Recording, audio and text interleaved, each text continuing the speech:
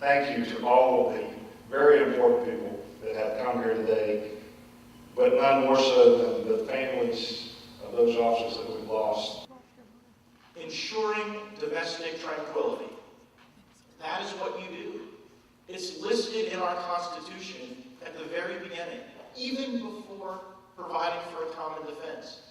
Because if we don't have tranquility in our neighborhoods, on our streets, in our schools, in our parks, then nothing else much matters. All the things we do to build roads and have great schools and have parks, none of that matters if people aren't tranquil and safe. We're here today to remember police officers who, given their last line of duty, obviously, actually died while doing their job. In most professions, not so many people are going to have to worry about that, let alone every day when they go to work. So as we're here to honor our law enforcement and our military professionals who put their lives at risk every day, I would like to thank everyone here for your service in protecting us all. So then reflect on who you are. Be cognizant of who that is and or who you've become. Because it's not about you or me, but it's about the divine pursuit to do something greater than ourselves. So how do we do it then? I'm trying to share with you now how I think we can do some things. It does require selflessness and the willingness to sacrifice our time for the betterment of others. It's about being involved with your church. It's about volunteering your time to an organization that you believe in outside of our badge. Perhaps helping a kid learn how to read, being a big brother or sister, or coaching a little league team. Or it could be just donating some time and your skills to those who are no longer able to help themselves. Don't just come to this shift and put in your time and go home and sit down in front of the TV.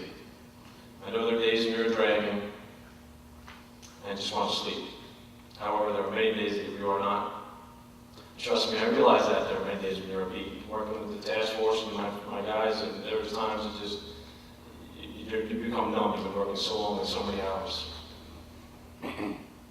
What comes to mind is that many times we have worked for warrants for weeks, sometimes months. We finally find the suspect, we arrest him, only to find out that he has been released from jail, and the cycle starts all over again. This is just not mentally and emotionally taxing, but physical as well. You don't even want to go to work sometimes after that. Where's the reward? Where's the feel good, as they say? What really have you done for society at that point? Well, you've done your job, and no question about that. But often you really don't feel like you made any difference whatsoever. So if you don't feel that is enough, then make a difference in another way. Choose another avenue. In both the spring and the fall, I coach 7 and 8-year-old boys in baseball. For me, working with these boys at least 3 days a week, 2 hours at a time, I allow myself to forget about that guy who was released, or the case that we're working now, or the one that got away. It puts things into a different perspective for me. Instead, I get to mentor these young boys. I get to teach them baseball, and oftentimes life skills, teamwork, dedication, the importance of being healthy, building each other up, and that hard work and determination can pay off. At the end of each week, I write a letter to the team that begins with an inspirational quote, and I summarize about the games that we played, as well as praising each one of those 11 kids individually for their contribution to each game. I also make sure to include how they can improve in some areas, but it's still a total confidence booster. Not to pat myself on the back. The boys do love it, and I'm told that they look forward to it by their parents reading to them each week. There's one child I've been coaching for about 2 seasons now. Elliot is his name. Elliot, like some of the other kids, has my heart. Elliot has come right out and told me he doesn't even like baseball.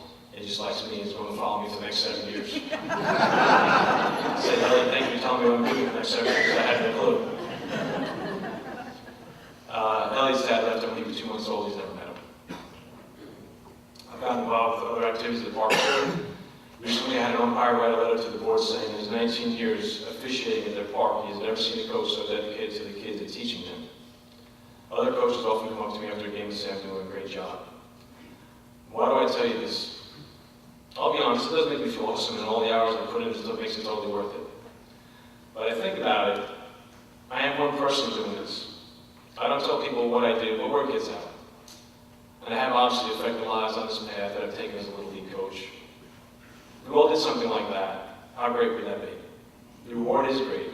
Elliot saying to me what he said, kids having no problems giving me hugs on the field, or Nate, another boy I coach, tells me that he wants to grow up and be a U.S. Marshal. Their smiles alone make it well worth it. Just one of those kids stays on the right path and makes something of himself, I have succeeded in my goal. If two do, that's even better. And then so making a difference in the quality of a life is an important opportunity for all of us. So engage in your community. As a law enforcement officer, you can have a profound effect on your community, especially if it's youth who are forever searching for a role model now more than ever. George Washington Carver once said, "No individual has any right to come into this world and go out of it without leaving behind him distinct and legitimate reasons for having passed through it." Thank you very much for all that you do. Godspeed and always be safe.